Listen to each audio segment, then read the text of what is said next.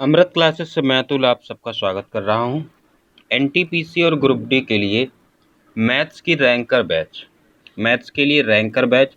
Ranker का मतलब है कि आपकी रैंक को इन्हांस करे, उसको बढ़ाए। ऐसी आपसे अपेक्षा है कि आप मैथ को थोड़ा बहुत पढ़े हो, और नहीं भी पढ़े हो तो इस बैच में आपको कोई दिक्कत नहीं है। चैप्टर वाइज आपको क्वेश्चन करा रहा हूँ। पहले चैप्टर मैंने स्टार्ट किया है सिंपल इंटरेस्ट से। 15 दिसंबर को से परीक्षा होनी है। 15 दिसंबर के बाद आपको वक्त नहीं मिलेगा। 15 दिसंबर से कम से कम 50 से 60 वीडियो मैथ्स के, और ट्राई करूंगा अन्य विषयों के भी आएँ।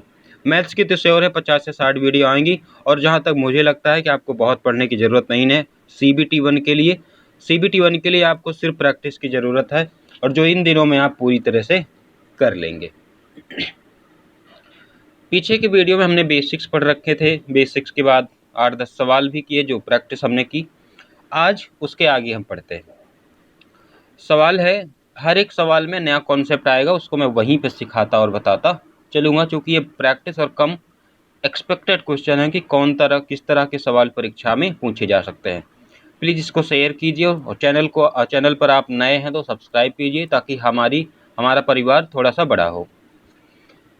एक निश्चित साधारण ब्याज की दर पर एक राशि 8 वर्ष में स्वयं की 3 गुनी हो जाती है।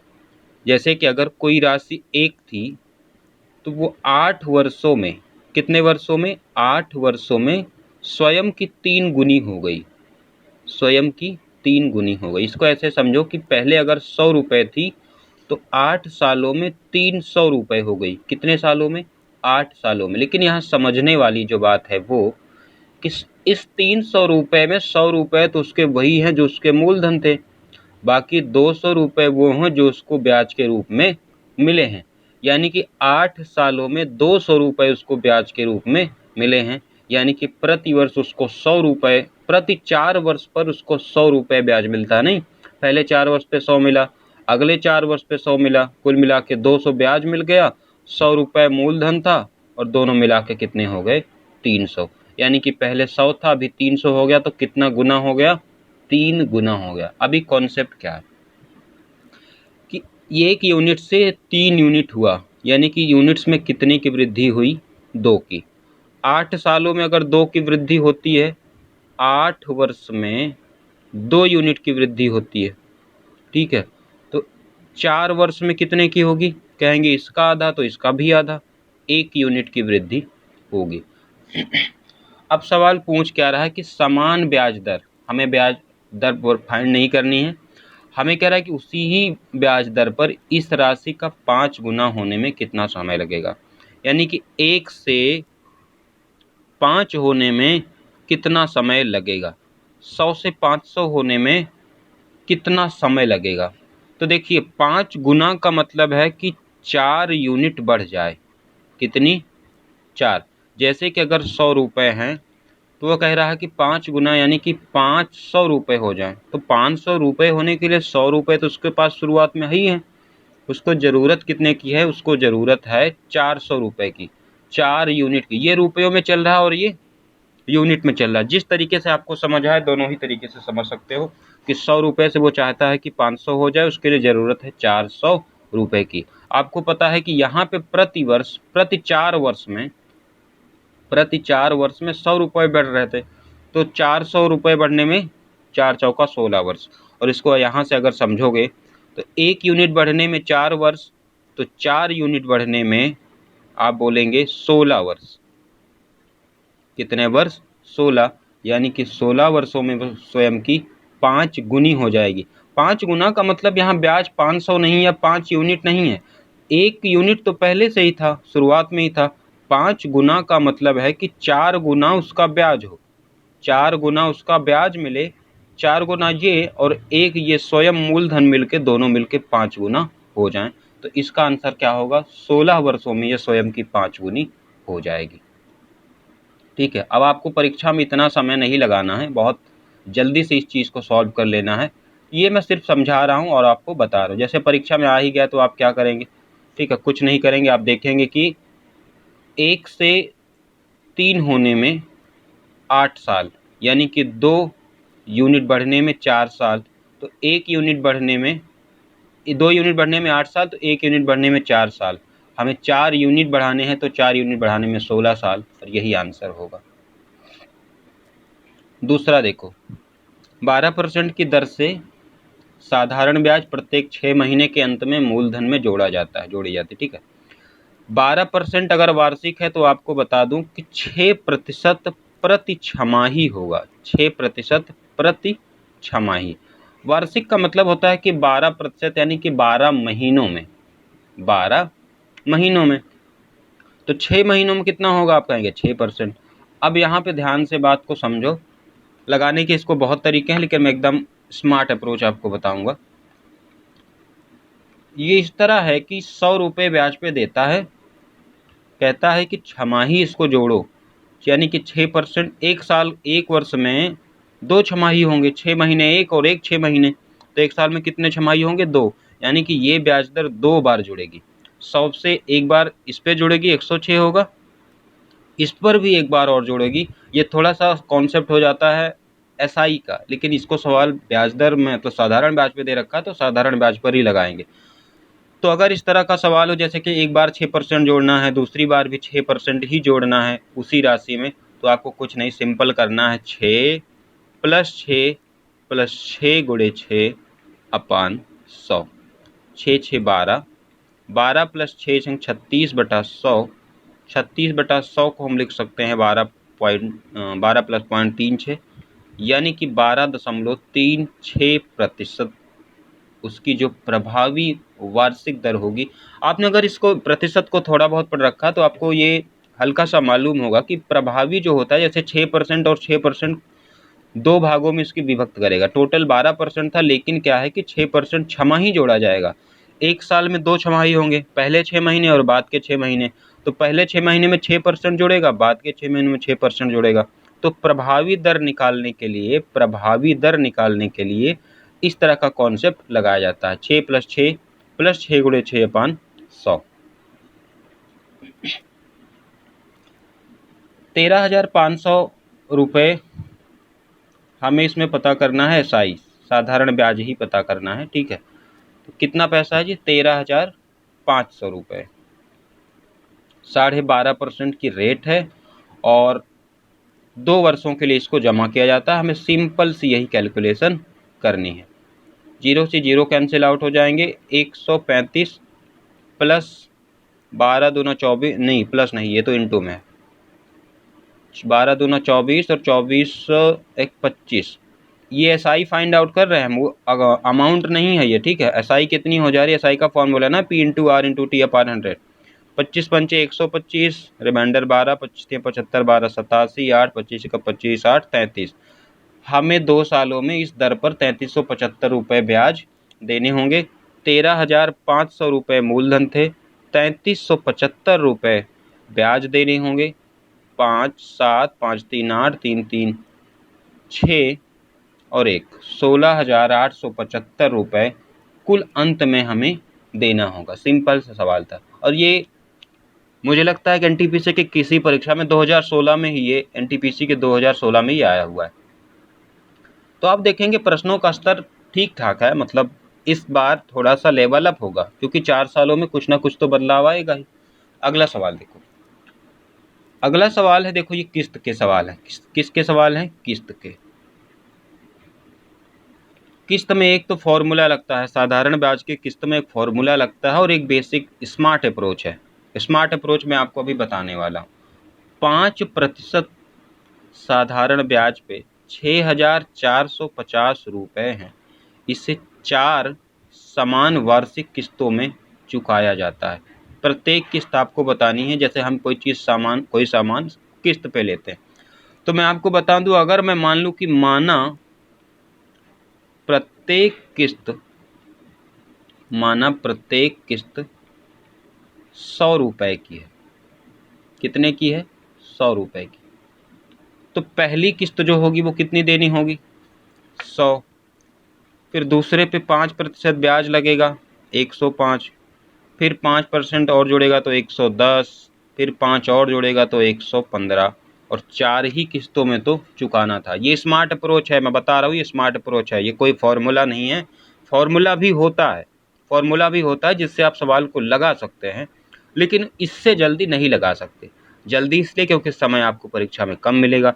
ये स्मार्ट अप्रोच है। कभी भी कोई भी सवाल इसके जैसे 10% भी दिखे तो आपको कोई दिक्कत नहीं है। पहले आप 100 लेंगे, फिर 110 लेंगे, फिर 120 लेंगे, फिर 130 लेंगे, फिर 140 लेंगे, और ऐसे ही बढ़ाते चले जाएंगे तब तक जितनी आपको समान किस्तें वो बोला रहेगा। ये सिर्फ समझाने के लिए, ठीक है। मैं ये कह रहा हूँ कि ये एक स्मार्ट अप्रोच है। आपको इस बात को समझना है कि जितना प्रतिशत ब्याज है 100 में उतना ही जोड़ता जाओ, और पहली किस्त जो होगी वो 100 की होगी। ऐसा मैंने मान रखा है। तो 100 इसको जोड़ोगे तो 100 400 और 15 10 25 5 30 430 रुपये। और भैया इसी 430 रुपये की वैल्यू 6450 है। किसकी? इसी 430 रुपये की वैल्यू, 430 यूनिट की वैल्यू 6450 रुपये है। 0 से 0 कैंसिल आउट होगा, और ये 43 एकम 43 17 4 21 15 215 4 पंचे 20 15। एक यूनिट की वैल्यू कितनी आ गई? आप कहेंगे एक यूनिट की वैल्यू 15 रुपये आ गई। कितनी? 15 रुपये। अब अगर एक यूनिट की वैल्यू 15 रुपये है, ये यूनिट में, ठीक है, हमने 100 यूनिट माना था कि 100 यूनिट शुरुआत की किस्त है, तो 100 यूनिट की वैल्यू कितना हो जाएगी? जब एक की 15 है तो 100 की 100 गुणे 15, यानी कि 1500 की 4 समान वार्षिक किस्तों में वो 6500 रुपये के धन को 5% की एसआई पर चुकाएगा। ये एक स्मार्ट अप्रोच है। एक और भी जो चीज़ें हैं वो फॉर्मूला है। फॉर्मूला मैं आपको नहीं बताऊंगा। फॉर्मूला इसलिए नहीं बताऊंगा क्योंकि 2 चीज़ें हो जाएंगे तो आप परीक्षा में कंफ्यूज हो जाएंगे, कौन सा लगाना है। इस तरह के सवाल चाहे जितना आए, एसआई के होंगे। अगर 15% रेट है तो पहली किस्त 100, दूसरी किस्त 115, तीसरी किस्त 130, चौथी 145, पाँचवीं 160, छठवीं 175, ऐसे बढ़ते बढ़ते जितनी किस्तें आपको बोलेगा आप करते चले जाना। आंसर कितना आ गया? 1500। कंपैरिजन लास्ट में कर लेना, एक यूनिट जितना आएगा, और 100 यूनिट मान रखा तो 100 से गुणा कर देना। अगला देखो, रोहन एक राशि को साधारण ब्याज पर उधार लेता है। देखो, ब्याज साधारण ब्याज में हमने हमेशा कहा कि 100% 100 रुपये होते हैं। अगर 5% ब्याज है तो पहले साल भी 5 होगा, दूसरे साल भी 5 ही होगा, तीसरे साल भी 5 होगा, प्रति वर्ष 5 होगा। ये एसआई है। अगर यही चीज़ सीआई में होता तो प्रतिवर्ष बदल जाता, प्रतिवर्ष 5 नहीं होता। ध्यान से समझो। पहले 3 वर्षों के लिए 3 वर्षों के लिए ब्याज दर कितनी है? कोई मूलधन रहा होगा जिसमें पहले 3 वर्षों के लिए 3%, 3 वर्ष के लिए 3%, यानी टोटल कितने प्रतिशत मूलधन का? 9%। अगले 5 वर्ष के लिए 4%, यानी कि 5 गुणे 4, यानी कि 20%। बात समझ में आ रही? ब्याज का बेसिक कॉन्सेप्ट है यह, साधारण ब्याज का। अगले 7 वर्षों के लिए 6%, यानी कि 7 गुणे 6 42%। जो पहली वाली कंडीशन थी उस पे उसने ब्याज कितना दिया? 9%। कितना ब्याज दिया? 9%। दूसरी वाली कंडीशन में कितनी ब्याज दिया? 20%। तीसरे में कितना ब्याज दिया? 42%। ये सारा का सारा ब्याज इसी मूलधन पर पे कर रहा है, अलग अलग वर्षों और अलग अलग दरों में। कुल ब्याज कितना पे करता है? 2059 रुपये। अगर रुपए हैं तो 2059 को इक्वल में रख दो। कितना पे करता है? 2059 रुपये। कितने प्रतिशत पे करता है? तो 9 + 20 + 42। पहले 9% पे किया था, फिर 20% पे किया था, फिर 42% पे किया था। ठीक है, तो 20 9 29 और 42 71। 71% की वैल्यू 2059 है। इसको कैंसिल आउट करोगे तो 1% की वैल्यू 71 दूना 142, 42 50 8 58 और 58 7 9 63, 9 बार ये जाएगा। ठीक है, 1% की वैल्यू 9। तो भैया मूलधन होता कितना है? आप कहेंगे मूलधन तो हमने 100% माना है, क्योंकि 100% पर ही हमने 3 गुणे 3 9% किया, 5 गुणे 4 20% किया, 7 गुणे 6 42% किया। तो अगर 1% की वैल्यू 29 है तो 100% की वैल्यू कितनी है? 29 गुणे 100 यानी कि 2900, यही क्या होगा, मूलधन होगा। अलग अलग ब्याज दरों पर अलग अलग समय के लिए उसने ले रखा है। कोई बात समझ में नहीं आ रही, डाउट हो रहा है, तो आप उसको रिकैप करके देख लो, क्योंकि अगर मैं रिकैप करूंगा तो वीडियो लंबी हो जाएगी, आप रिकैप करेंगे तो वीडियो भी छोटी रहेगी और आपको समझने में भी आसानी होगी। बहुत बेसिक सा सवाल था, ये बात हमेशा याद रखो। अगर अलग अलग ब्याज दरों में अलग अलग समय में लिया रहेगा तो उसको उससे मल्टीप्लाई कर दो, क्योंकि 3 वर्षों में 3% का मतलब है पहले साल भी 3%, दूसरे साल भी 3%, तीसरे साल भी 3%, यानी कि कुल मिला के कितने परसेंट, 9%। और ऐसे 3 हिस्सों में था तो तीनों को हमने निकाल लिया। यहाँ देखो सवाल है कि 26,000 की राशि अजय और विजय के बीच इस तरह विभाजित की जाए कि अजय को 3 वर्षों में जो ब्याज प्राप्त हो वही विजय को 6 वर्षों में प्राप्त हो, जबकि ब्याज दोनों के लिए 4% बराबर है। अब देखो इस सवाल को आप एक्स मान के लगाओगे, लेकिन मैं एक्स मान के नहीं लगाऊंगा। एक्स मान के जैसे पहले एक्स हो गया, फिर 26,000 माइनस एक्स विजय के हो गए, नहीं। अजय की जो राशि है, अजय की जो राशि, आपको ये तो मालूम है कि अजय प्लस विजय अगर दोनों की धनराशियों को जोड़ दिया जाए, अगर दोनों की धनराशियों को जोड़ दिया जाए तो 26,000 होते हैं। ये तो आपको मालूम है, ये तो क्वेश्चन में दे रखा है। तो मैं कहता हूं कि अजय की जो राशि होगी, हमने माना कि अजय को अजय नाम की राशि मिलती है, 3 वर्षों में 4% रेट पर उसको इतना ब्याज मिलता है। विजय को कितना ब्याज मिलेगा, विजय को, अजय और विजय की धनराशि है, विजय को 6 वर्षों में 4% की ही दर पर जो ब्याज मिलेगा, और वो कहता है कि वो दोनों की ब्याज बराबर है। बात समझ में आ रही? अजय को 3 सालों में 4% के हिसाब से जो ब्याज मिलेगा, विजय को 6 सालों में 4% के हिसाब से वही ब्याज मिलेगा। फिर आपको बताना है कि अजय और विजय का हिस्सा क्या है। हमने अजय और विजय के को एक्स वाई करके नहीं माना, अजय और विजय ही रख दिया। 100 और 100 कैंसिल आउट, 4 और 4 कैंसिल आउट, 3 दूना, यानी कि अजय इक्वल्स टू 2 गुणे विजय, ये कह सकते हैं। या फिर कह सकते हैं कि अजय अपान विजय जो है वो 2/1 है। 2 यूनिट अगर अजय के हैं तो 1 यूनिट किसके हैं, विजय के हैं। टोटल कितने यूनिट हैं, 2 + 1 3, और इसी 3 यूनिट की बोली भैया 26,100 दे रखी है। सवाल थोड़ा सा गलत है, अभी मुझे याद आ रहा, टाइपिंग एरर है। 26,100, चूँकि 26,000 कैंसिल आउट नहीं होगा, ठीक है। 3 यूनिट की वैल्यू 26,000, तो 1 यूनिट की वैल्यू 26,100/3, यानी कि 3 × 8 = 24 और 3 × 7 = 8700। तो 1 यूनिट की वैल्यू अगर 8700, तो 2 यूनिट किसके हैं, किसका हमसे पूछ रखा है, हमको अजय का पूछ रखा है, ठीक है। अजय की कितनी यूनिट है, 2, तो 2 यूनिट की वैल्यू 2 × 8700, 0 0 4 2 8 16 17, 17,400 रुपये कहाँ पे है, ये अजय के हिस्से में आएगा। ये क्वेश्चन देखो, ये क्वेश्चन कहता है कि जय ने, अभी तक अजय थे अब जय आ गए, ठीक है, बैंक से 2,75,000 रुपये का उधार लिया।